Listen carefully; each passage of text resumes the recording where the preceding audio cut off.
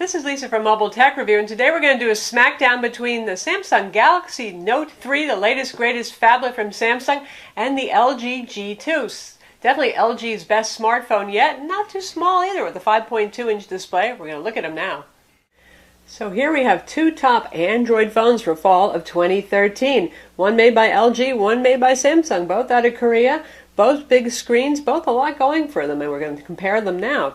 First and foremost, I think for a lot of you, this is important, the size difference. We're talking 5.7-inch display in all of its glory versus 5.2-inch, and that makes a big difference in the form factor. If you take a look right here, if I can get these guys to actually, slippery as they are, line up on each other, you can see there's a significant difference in size. We're talking phablet here, something that is pretty hard to use one-handed, even if you have giant hands, and a smartphone that's the same size as the Samsung Galaxy S4 and the HTC One, which is to say, it's a pretty large phone, but it's not out of the norm nowadays for flagship Android phones. Now, this can be either awesome to you or not so cool. If you're already feeling like today's phones are pushing what you can fit in your pocket or what's comfortable in your hand, particularly if you do still try to use one of these with one hand, good luck to you for that. Well, obviously the LG G2 is better for those of you who prefer something more compact, but still want some of that really big screen goodness. And for those of you who think, gosh, I just can't get a big enough screen, well, the Note 3 is really about as good as it gets because, yeah, it's a big device, but honestly, it's more compact than most other big screen devices on the market, so it's still kind of manageable. I don't think it looks absurd if somebody holds it to their face. Nobody ever stares at me when I do, so there it is. Do you want the huge screen or do you want the more pocketable experience? Next most important thing is price. The LG G2, it's going to vary depending on carrier, but generally speaking, contract pricing is $199. That's pretty much set in stone unless you're a T-Mobile customer. We have payment plans instead. And the retail is around $575. Our Note 3 here, and both of these have 32 gigs of storage, by the way, so we have storage parity. Note 3 sells for $299 on contract. Its Sprint would be $350. T-Mobile, again, payment plans there, and it is around $725 to $750 off contract. So $100 difference in contract price, around $150 off contract. So, you know, money is important to a lot of folks, and that can be a deciding factor right there. And some of you may just be wondering, wow, I really like the Note 3. Is it worth that extra money? So keep watching and find out. First off, both of these have 1080p displays. So you look at 1920 by 1080 pixels. That's about as good as it gets on a smartphone these days. And they have lovely looking displays. Our Note 3 has a Super AMOLED display. Typically that is what Samsung uses, and it's improved in terms of colors, in terms of whites that actually can look white, at least when you've got the brightness turned up pretty high. It's good. Our LG G2, however, has an IPS display, which arguably is generally the best display in terms of viewing angles and also in terms of outdoor viewability. Now, Samsung did set up a super auto bright outdoor mode if you're running an auto brightness. If you go out in the sun, it'll kick it up some, but it's still not as bright as our LG or as easy to see outdoors. So for those of you who are outside in the sun a lot, lucky you, the LG G2 might be the better pick. Now, still for overall screen size, it's really still hard to beat the Note 3. It's more immersive, 5.7 inches. It's noticeably bigger. If you're watching movies, if you're reading ebooks, looking at photos, it's an unbeatable experience. Again, if you can stomach the price and the size. Now, both of these feature a whole bunch of plastics, you know that, but one thing that Samsung's done with the Note 3 is they've hidden their plastics under design in a nice way. This has a faux leather back on it with little fake leather stitching here. It's really all just plastic, but it gives it a more grippy look and kind of a more stylish, classy look, particularly the black one, I think, which is even more grippy and looks a little bit more convincingly like leather. It's nice. LG goes the old Samsung route, which is to say the ultra-glossy plastic on the back that just loves fingerprints. Shines like this, you can see, and it's slippery. Now, you can get the white one. It's a little bit more subtle. It won't show fingerprints quite as much, but it's slippery. And while we're looking at the back of the phones, the buttons are on the back on the LG G2. Now, that's something you probably, well, three camps there. Some people really actually like that because when you're holding the phone, your finger does naturally fall to these controls, and this AT&T version is very tactile. Only the Verizon version has slightly different buttons that are not quite as tactile or easy to locate and operate. So some people actually love that a lot, some people hate it, and there's a lot of people who say, I could care less. With your Samsung Galaxy, you're getting normal buttons on the side, just like every other Galaxy phone. Power button one side, volume rocker on the other side. Nothing unusual there. Another thing about Galaxy phones is the back is removable. You can pop this back off, and of course you have access to the 3200 milliamp battery that's inside, your micro SIM card slot, and a micro SD-XC card slot. Simple as just ripping it off, again like all Samsung phones. You take it off and there's your stuff. Now, the LG G2 has a sealed back. Now, yes, if you really try hard, you can pry this back off on it, but it's not really meant to be taken off. That means the 3000 milliamp battery is sealed inside, and yes, it's almost the same capacity as the Note 3. And that's unusual for a phone that's not a phablet to have that high capacity of battery. You have your micro SIM door right here. You use a paper clip or the pokey tool, and you can take out your micro SIM card, and there is no expandable storage, no micro SD card slot. So for those of you who need a lot of media, particularly usually videos, it's going to take up a whole lot of space, or you have absolutely huge music library, obviously the Note 3 is going to have its appeal because it has 32 gigs of storage, just like this guy, but you can also use a micro SD card slot and put your media on that. Both of these phones obviously run Android. They run Jelly Bean. We have 4.3 on our Note 3, and we have 4.2.2 on the LG G2. Now, hopefully we'll see updates, the KitKat, goodness knows, at 4.4 for both of these. And LG used to have a bad reputation for not doing well with OS upgrades, but now that they're in cozy with Google and they've been making Nexus phones, we're hoping things will improve. In terms of UI, they both customize the UI heavily. You could say that LG is Samsung influenced in some cases. LG actually came up with a few things first, but anyway, same transparent launcher here so you get to see your desktop pattern. Both of these phones extremely fast, both running on the same Qualcomm Snapdragon 800 quad-core CPU, 2.3 gigahertz nominally on the Note 3, 2.26 gigahertz on our LG G2. Given the issue with Samsung cheating a little bit on benchmarks to get about a 10% improvement on all major benchmarks, I'm not going to quote the numbers, but let's say that the Note 3 typically is about 10% faster on those synthetic benchmarks, but that's because they tweak some things to enable all cores all the time and raise some thermal ceilings. You're looking at pretty much the same thing inside here, folks. And other than the software customizations that may or may not bog down the phone, same stuff. 2 gigs of RAM on the LG G2, 3 gigs on the Note 3. You need more RAM on the Note 3 because it has a whole lot of custom software on it and stuff designed particularly for the pen that we'll get into, which is the other really important feature that sets these two phones apart. Both of these have Wi-Fi 802.11ac, Bluetooth 4.0, NFC, and a GPS with a GLONASS. 2 megapixel camera on the Note 3, 2.1 megapixel on the LG G2, both excellent for video chat. Both have 13 megapixel rear cameras with LED flashes. We'll get into that more in a minute, though. So for software customization, again, they both have a fairly, shall we say, heavy-handed approach, but LG has tried not to change the UI too much in terms of the way the icons look and feel, although you can choose from a bunch of different icons now and set the appearances you like.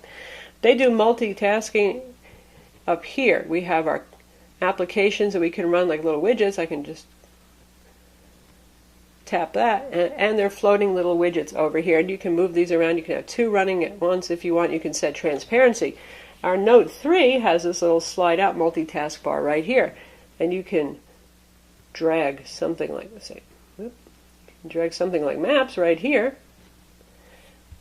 and then we've got Maps, and it's saying welcome to Maps, and I can drag Gallery over here, and I can resize these two windows. So two different ways of handling multitasking. I would say that honestly the Note 3 is the more usable one for me. I like the resizable multi-windows over here. It's pretty easy to relate to and understand this. The floating widgets are kind of handy if you need the calculator, a little note thing for a minute, but it's not quite as productivity-inducing as Samsung's way of handling multitasking. Both of these have software note-taking apps, obviously, but here's the important thing about the Note 3. It's the S Pen, like all Samsung Note products, and the S Pen is a Wacom digital pen. That means it has pressure sensitivity. It's much more accurate. It's not fat like a capacitive stylus. It's much easier to use.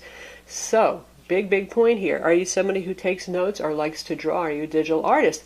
You're going to like the Note 3. It's going to be worth spending extra money for this feature. You won't find this on other smartphones. If you're one of those people who says, I just want a pretty big screen phone and I don't care about the pen, well, then still either of these could obviously work for you. Both of these phones customize the settings screen heavily into tabbed interfaces you can see here. Just your choice of whether you like white on background here and black background there. That's not really too terribly important. And you can see we have smart video, smart screen. A lot of the same features here. Both of these phones can keep an eye on you using the front camera, not turn off the screen if you're looking at the phone. They can do things like pause video if you look away. If you have video playing, they have motion sensors that can do various things like answer the phone if you pick it up and put it to your head, or make a call with Samsung if you put it up to your head after you have some contact up on your screen. Both of these have voice control. In either case, I prefer Google's voice control over the manufacturer's own voice control.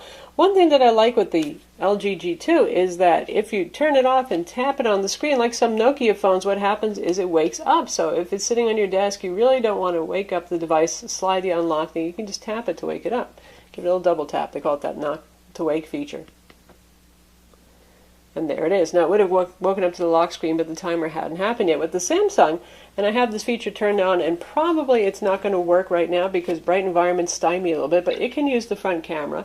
And if you wave your hand over it like a swami, it can make the screen wake up, and it'll show you notifications, incoming messages, missed calls. But it's a little bit hit or miss, and I really do feel a little silly because I'm going woo over it with my hand on top of the desk. I'd really much prefer I could just double tap on the screen to wake it up. Both of these have very capable 13 megapixel rear cameras with LED flashes, backside illuminated sensors. They can do HDR. They have a whole lot of photo modes. And here we're looking at the Samsung Galaxy Note 3 first. Pretty intuitive camera UI. You can watch our video review and read our written review to learn more about those. One thing that this has going for it is that it can shoot 4K video. I know that excites some of you. Now, we don't have a lot of folks probably with 4K TVs just yet because they're still very expensive, and close to 4K, not even laptops are just starting to hit the market right now. So how much use can you make of that now? I don't know, but in a couple of years maybe. But then again, in 2 years, you're probably going to be moving on to the Note 4 or 5, or who knows by then, yeah? Anyway, you can do it. The drawback, though, is when you're shooting 4K video, you have to disable image stabilization. This has digital image stabilization, not optical. Optical is nice. That's where the lens is essentially actually cushioned on the back. So when you move, it's kind of floating and it stops it from looking all jumpy. So when you shoot 4K video with this, you got to really stand still or be sitting. Your subjects can be moving, but you cannot because, boy, is it jittery and jumpy. In terms of the speed and image quality, these are both very fast phones. We have burst mode right there. Pretty quick processing because we have a fast CPU, and if we take a look at our LG. Now with the LG, if you want to shoot burst mode, you actually have to choose burst mode. You can see that's right there. A whole lot of modes again, just like the Samsung. They can both do panorama. They both do nice macro shots, and we'll test that out. Burst mode right there again. So you get the idea, fast shooting. Both of these have very fast CPUs. Now, this pulls ahead because it's optical image stabilization. You don't find that much. Some of the higher-end Nokia Lumia phones have that, for example. Really makes for nice, stable video in the case that you're actually moving some, and most of us are not perfectly still, are we? So I really like that a lot. I'll also say that the image processing in this LG is amazing. Really good job of sharpening up things without over-sharpening. It handles contrast situations a bit better than Samsung Galaxy products do, where especially on bright sunlit days, you sometimes get overexposed light areas, that kind of thing. Now, they're both really, really fine cameras, but the LG G2 for me is one of my favorite camera phones ever, unless you're getting into something really high-end camera-wise, like the Nokia Lumia 1020. Similar dialers here, same access to your call logs, your contacts, that kind of thing. Both of these are excellent voice phones, excellent voice quality on these. They both play nicely with Bluetooth. They both have similar data speeds. These are both AT&T models on AT&T's LTE network in Dallas, and we average 18 megabit per second down and 12 megabit per second up, which is really rocking good, so on par there. Now, while we're talking about displays, once again, let's point out this is a 5.2-inch display. So this is already a little bit bigger than other nominally 4.7 to 5-inch smartphones on the market, like the HTC One, the Galaxy S4, so on.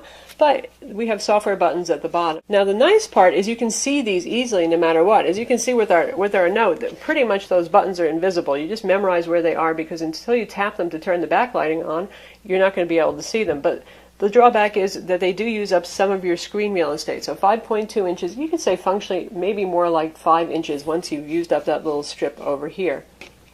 With our Note, we have all 5.7 inches for whatever we're doing, be it a game or a movie or anything else. It's all yours. As is currently the rage, both of these have IR remotes, consumer IR blasters, so you can use this to control your TV, your DVD player, your Blu-ray player, in some cases your air conditioner. Go figure there. So on the LG, this is the UI. It's very remote-centric. It's not very content-centric. And you can see we have tabs here to switch between our Blu-ray, our cable box, our TV, like that. Samsung, we have a fairly simple UI there, and there's a little tab that you pull up here if you want to switch to a different remote. And when we're done with all that, we can get back to the Samsung Watch On, which is powered by Appeal. And here's our content discovery screen. It hasn't really floated my boat so much. I'm not that much of an Appeal person, but I know some of you may be. So anyway, both of these will control your TV.